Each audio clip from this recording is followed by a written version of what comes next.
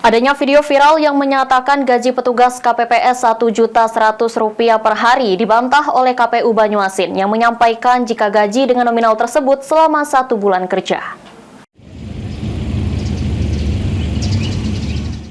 Viralnya di media sosial yang menyebutkan gaji petugas kelompok penyelenggara pemungutan suara sebesar Rp1.100.000 dan untuk ketua Rp1.300.000 dibayar per hari. Ketua KPU Banyuasin Aang Midarta pun angkat bicara perihal ramainya besarnya gaji petugas KPPS per hari tersebut.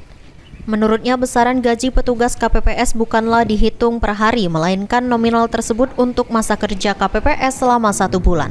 Dengan besaran gaji tersebut, mereka pun atau petugas KPPS memiliki beberapa tugas sebelum pelaksanaan hingga pasca pelaksanaan.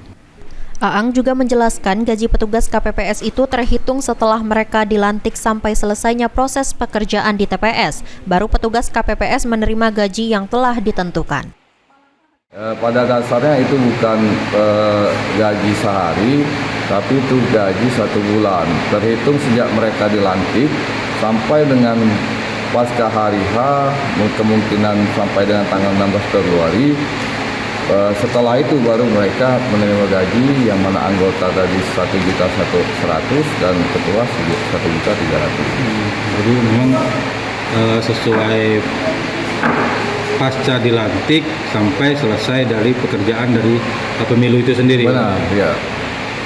Jadi pasca dilantik sampai selesai proses pekerjaan yang di TPS, baru mereka menerima gaji.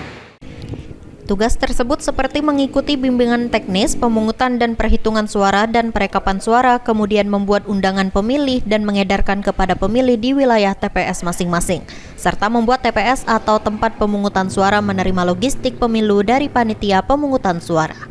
Suryadi, PAL TV.